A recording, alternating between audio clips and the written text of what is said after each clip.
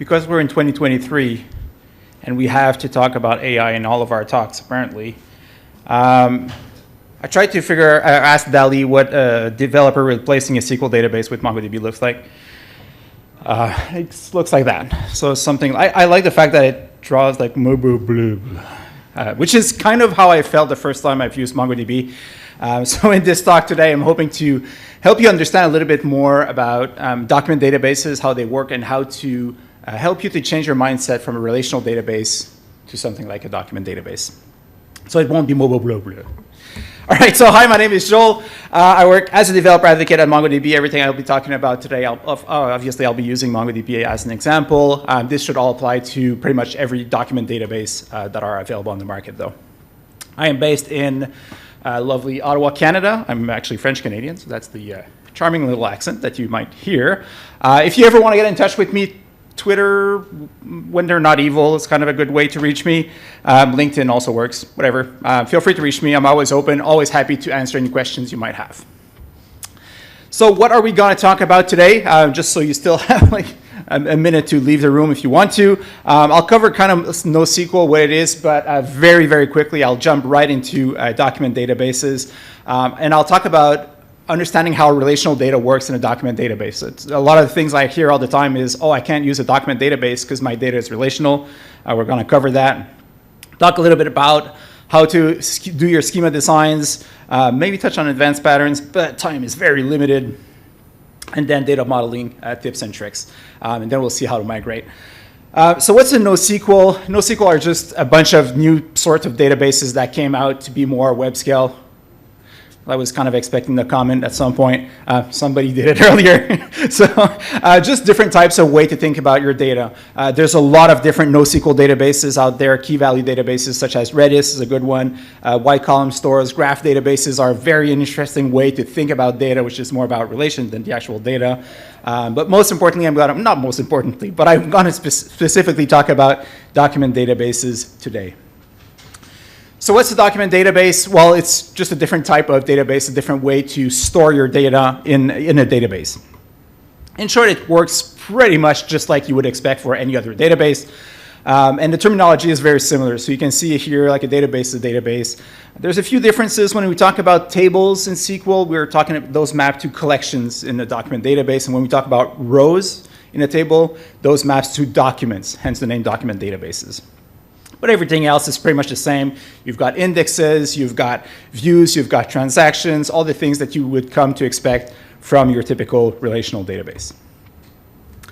So the document database looks a little bit like this. Basically, you store documents. You can think of those documents as being JSON object. Truth is, they are not JSON object. They're actually BSON. You can see in this example of a document, there's a lot of interesting things here. We've got an ID field, which is mandatory. And it's a field of type object ID. So you can see it's object ID, and then there's this huge number in it. So you've got some extended data types. It's not just numbers, booleans, and strings as it would be in a JSON object. You've also have a geodata in here. You've got arrays of documents. You've got a bunch of different things going on into this document. So that's really the power of document databases. So you can think of document databases as just an evolution of your traditional relational databases. It's just a different way to think about how you map your data, which modern technology allows you to do, which wasn't possible in the 1970s when SQL came out. So really, you need to change a little bit how you think about your data in order to use it correctly.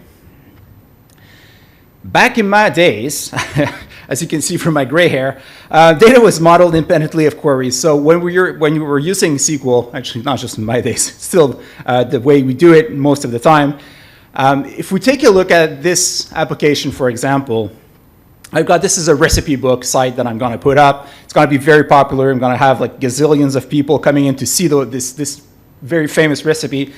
And if you're looking at it from a traditional way of thinking about data, you immediately see this, right? Immediately you saw it was relatively simple. You saw there's ingredients, many-to-many relationship, instructions, one-to-many. Everything makes sense and we're used to that. And it comes in naturally because we've been doing that for a long time. When we think about document databases, it's slightly different. Now you need to design a schema that works for your application rather than for the database. So what does that mean? Well, let's take a look at this example again. Let's take a look at this recipe book, this web page in particular. And let's look at the first part. The top part is maybe a little bit more obvious, right? We've got, well, the name of the recipe, the number of servings, preparation time. And if we think in our SQL database, we've got our table, which has the recipes and has the name, the servings, and all that information, so nothing too scary there. In a document database, we do the same thing. We've just got a bunch of key values in our document that list the same properties. So far, so good, nothing strange in here. All right, so let's take a look at another part of this. Let's skip the ingredients for now and skip right at the bottom for the instructions part. So in our traditional SQL database, we've got a second table, and we've got all of the instructions. They map to recipe ID that maps to that other table there, and we'll do a join to get all of that information together. So in our document database, we'll think of it slightly differently. We'll just put in an array of strings.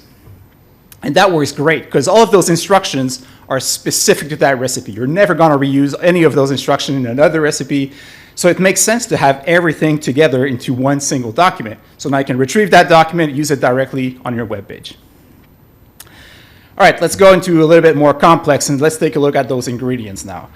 So for ingredients in a traditional database, you've got another table with all of your ingredients, your join table for your many relationship. Actually, measurements should go in their own table as well.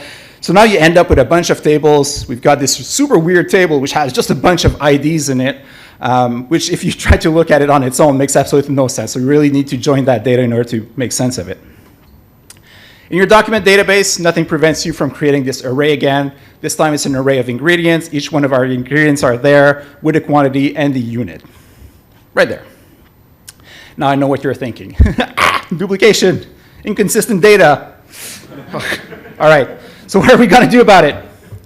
Well, let's look at a few different things. Let's look at consistency. That's the first thing that spooked me out when I saw that the first time. I was like, oh no, some people are going to capitalize all the ingredients, others are going to use lowercase, and ugh. Truth is, you always use a drop down for this type of input in your application. It's not like you're going to do a free type form, whether you're using a SQL database or not. So what you would do with SQL is that you do that select star from ingredients, you populate that drop down, have the value, which is the ID of the field, and then the value displayed there. So what you'll do with your relational database is that you'll put all those ingredients in their own collection. You'll do exactly the same thing. You'll do that select star from ingredients, or the equivalent, but instead of putting a value, you'll just putting the actual name of the ingredient. So this time, you're still ensuring that the data will still be consistent. It will always pick mushroom spelled that way with a capital M, and you won't end up having all kind of weird things in your database. All right, so that works. So you've got your collection of ingredients now. You can do the same thing for, talked about that. You can do the same thing for your measurements as well. So you can, what's actually very cool about it is that you can also add and mix a bunch of different things into that same collection, because it's just a collection that you use to populate your dropdowns. So instead, what you'll do is that you'll create an index on the type. So you'll say, hey, give me all of the ingredients, or give me all of the measurements from that collection. And it's very quick, because now you've got that index built in, and it just returns everything very quickly. And now you can have one function to always get stuff from that specific collection. So you can do that fine to get those specific items, as I'm doing right here. And you can do the same for your measurements. All right, but there's still that issue of duplication, which, again, the first time I saw that really spooked me out. I didn't want any duplication. I've learned in school that not to do that. I've learned that in the previous millennium, and I've always tried to avoid duplication. And why is that? Well, mainly because in the 1960s, an IBM 305 for 5 megabytes of data cost $3,200 per month to rent. And if we compare that to modern devices, which fit in your pocket, we have about 1 terabyte of data for about $55 US nowadays. So the reason for avoiding duplication is not as true as it was. But apart from that, there's another issue that comes along that. Fine, okay, we can duplicate, we can put more data in our database, but we still want to make sure that everything is consistent everywhere. So how do I make sure that if I want to change the name of that ingredient, that mushroom, I want it to change it to button mushroom instead? So I can do that update in my collection that helps me to populate those dropdowns. That's nice, but I still have all of those recipes that have that mushroom in there. So I need to update those as well. Well, to do that, you'll just do a second update. So whenever you do that update into your first collection for your ingredients, update the first one on the left at the top. You update your mushroom to button mushroom, and then you update all of the recipes that have the ingredient mushroom to be button mushroom now. So you do 2 updates. Fine. And a lot of people are like, oh, that's weird. Like, now I have to do 2 updates. Well, yes, but before you had to do 2 reads and only 1 update. So you're just kind of switching the workload or the work that you do somewhere else. What we're doing in this case is that we're really optimizing for read. Now, I'm going to have, like I told you, gazillions of visitors on this website.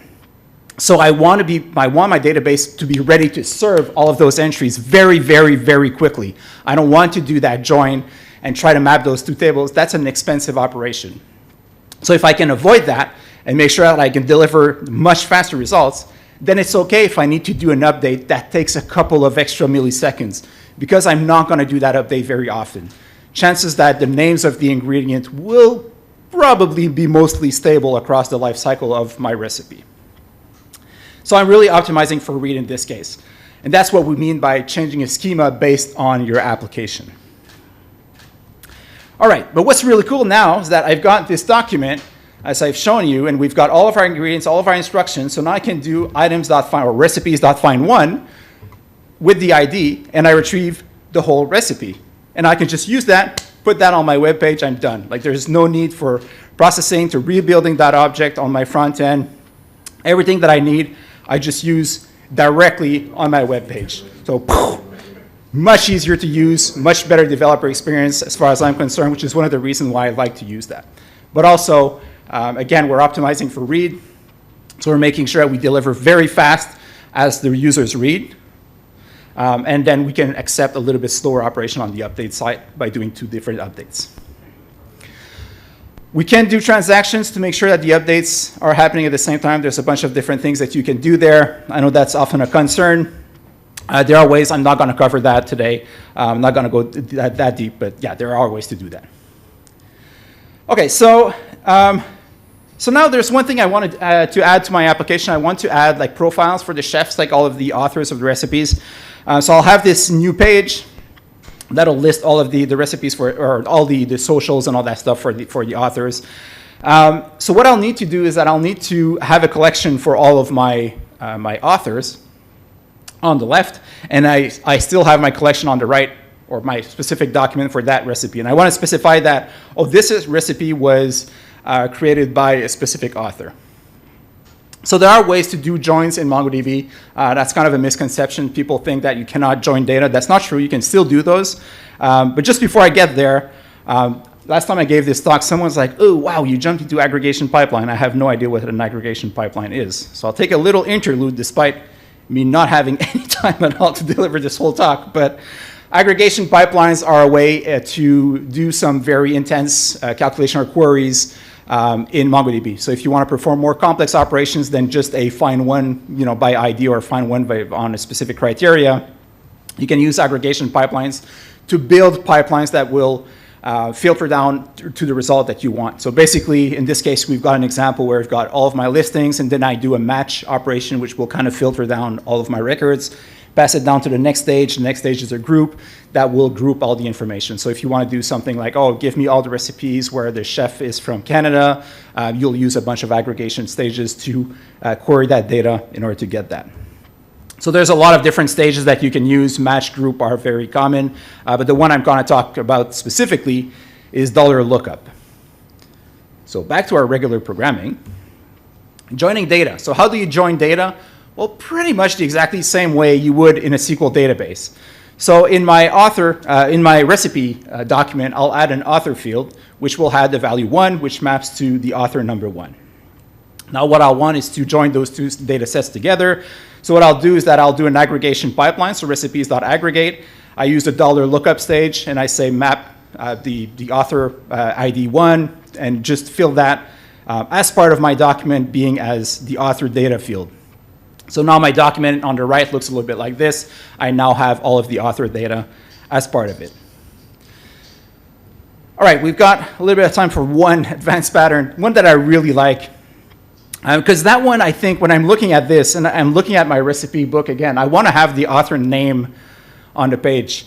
So having to do that join kind of defeats the whole purpose of using MongoDB in the first place. So everything I've told you so far is like, hey, try to keep everything into a single document. But now I'm telling you, well, do that join to get the name of the author. So that is kind of a weird thing to do. So there's a fun little pattern that you can use when you're using MongoDB called the extended reference pattern. So instead of putting the author ID here, what I can do is put an author object, have the ID, but also have the name. So in this case, I can do or instead of doing my aggregation and the $lookup, I can just do items find one, and then I retrieve all the data. And once again, I've got all the data ready to go. Everything is all the same place, and I can use that object directly into my web page. So once again, easy call, no joins. I get all of the data in here. But we still have that problem, right? We still have that duplication, that inconsistent data. What happens if I get married and I take my spouse's name? So we'll have the exact same problem that we had before, which can be solved by just adding an extra additional update. So we'll do that update to the author. We'll also do an update to all of the collections that have that author name. Again, even if that operation took a few milliseconds, that's perfectly acceptable in this case, because again, we're optimizing for read in this case. All right, and then there's other tricks that you can do to do stuff like counting the records. Like in my profile page, I wanted to do like, oh, see all 5 recipes. Well, I can do that counting record using an aggregation pipeline, but now I'm doing 2 queries. So you could do something very similar. And whenever you insert a new entry into your recipes, you can use an aggregation stage. I'm talking about it because I removed like most of the slide about this section, except for those 2, so I kind of have to talk about it. But yeah, so you'll use an aggregation pipeline to make sure that the update will calculate the new total of recipes and then update that record at the same time. It made more sense with all the slides. So there's a lot of different advanced patterns, and that's one of the things that is very, very interesting and fun about document databases, because they're so flexible. There's so many things that you can do with it. You can change the schema of your documents as you go. You can also enforce it, don't worry. But you can change it as you go and as you progress. And if you see that something is kind of slowing down because you have to do that additional query, well, you can start to use those patterns to make things much, much, much quicker. And again, you're just trying to group everything into one single read when it makes sense. So kind of a good way to think about it is that data access together should be stored together. It's kind of a thing that we say. It applies for reads mostly. So there's kind of that caveat, as you can see here. So there's that caveat here that this is mostly true for applications where you want it to be read optimized, such as the example. There are some other applications where you'll be write intensive. That'll be the case for IoT, for example, where you add a bunch of data and you'll have one person doing analytics once a day type of thing. You'll have to think about your data slightly differently. You want small documents, small insert, you want to use time series. So there's a lot of patterns that are meant specifically for that as well. All right, so I have some time for just a few tips and tricks when you start modeling your data when it comes to MongoDB or document databases. Try to favor embedding. That's always the number one. That's the big benefit of using the document databases. And when you start to use those embedded objects inside of your objects, then you can have more complete and you avoid some of the joint operations and it'll be faster. However, needing to access an object on its own is a good reason to do so. So in the example where I had the authors and the recipes, I still want to be able to access the entire author profile on its own to display it on a page. And it doesn't make sense to duplicate all of the social and all of the stuff of the author inside a recipe object, because then I probably need to update all of those often, and then it doesn't make sense. So sometimes you'll want to have those stored in their own collection and not embed them. So avoid joins or dollar lookups when you can, but don't be afraid to use them. If it provides a better schema, then it does, and just use them. There's nothing wrong with it. Another big thing, I haven't really talked about it, but arrays should never grow without bounds. So that's a very dangerous thing because you've got those arrays. Sometimes people will build those massive objects with an array, and they'll just put in stuff like they'll have an IoT sensor that'll just write something every second, and you've got a limit of 16 megabytes. Like, that's still a lot of data. but it doesn't mean you should be using all of those 16 megabytes, because then you run into a bunch of other issues. If you need to perform updates and things like those will take a lot of time. So if you can use arrays, don't over abuse them. When it makes sense, the instructions in a recipe, the number of ingredients, I know I'm never going to hit 16 megabytes of ingredients, or that's going to be a really complex recipe. So you can, those make sense for arrays. And most importantly, how you model your data really depends on your application's data access pattern. So really think about how you want to use your data and then model accordingly. So rather than just following a set of rules as you would in a SQL database, then just model it based on how you need that data in your application. All right, so if you want to migrate from a relational database to a document database, there's a couple of things that you need to keep in mind. First of all, it's hard. It's a hard process. So I'm not going to lie to you. If you want to do it, it's going to be a huge undertaking. It's not the most obvious thing, especially if it's your first experience with a document database. I'd probably recommend starting with a small greenfield project first. So it is hard, but it's not impossible. There are some success stories from Shutterfly, for example, that migrated like 20 terabytes of data from Oracle to MongoDB while they were still going up and running. So how did they do that? Well, basically, you'll start to do that first migration. You'll start to rewrite some of the logic in your application. And for a little while, you'll need to run two databases simultaneously. So you'll do one massive update with all of or one massive insert into your new database while keeping everything in sync. So that's pretty sick. So you need to keep all of that stuff in sync, and that can be very challenging. So you'll need some mechanisms in place. We've got a lot of documentation that describes exactly how they did that. And there's a couple of good, interesting stories about that specifically. However, there's a product that is coming out, and I just love that new tool. So I like to talk about it. It's just called the Relational Migrator. And unfortunately, I don't have a good screenshot. It's still in alpha mode or preview mode.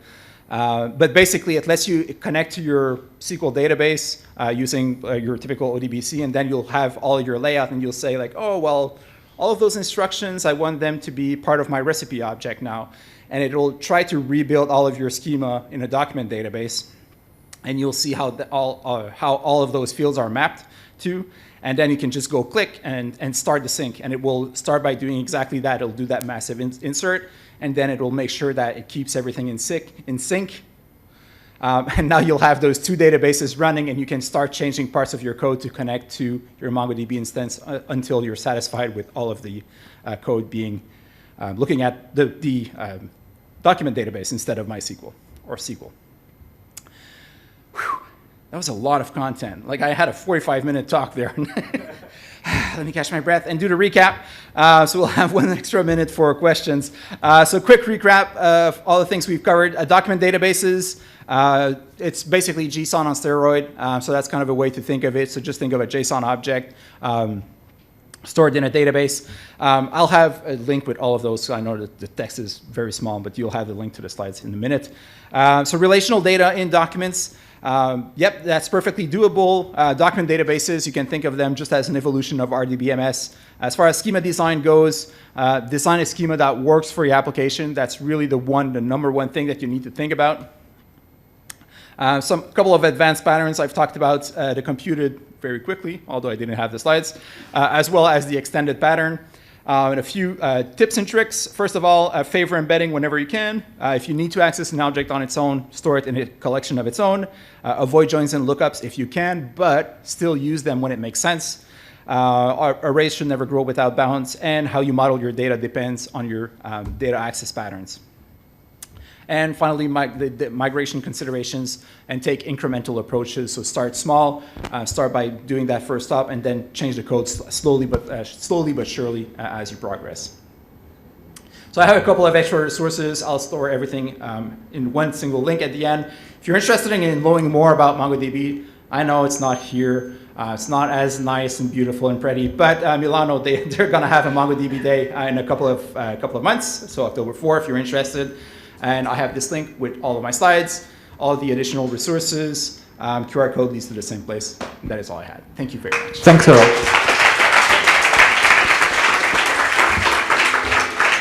We have quite a few questions. I'm sure we cannot answer all of them right now, but I think Joel will be available to answer your question. I'll be available. I'll be around all day tomorrow. And so one hot topic is how to track the schema changes and how to apply these migrations to the schema across a large database. Yeah, there's a couple of different patterns that you can use. So the most common one is just a schema versioning. So basically, as part of your document, and that is logic on your application side, basically. But what you'll do is that you'll just add a versioning number in your documents, and then you'll note that, oh, this is a document from version 1, this is a document from version 2, and you'll have different logic in your application. Eventually, what you want to do is to make sure that you update all of your version 1 in order to only have version 2 so that you can clean up your code at some point. You don't want to keep like 20 different versions and have all of the logic for like if version 1, if version 2, if version 3. So you'll want to make sure that you clean that up every now and then. But that's definitely a pattern that is commonly used for that. And there are standards or formalization about how to describe the schema of this of your documents.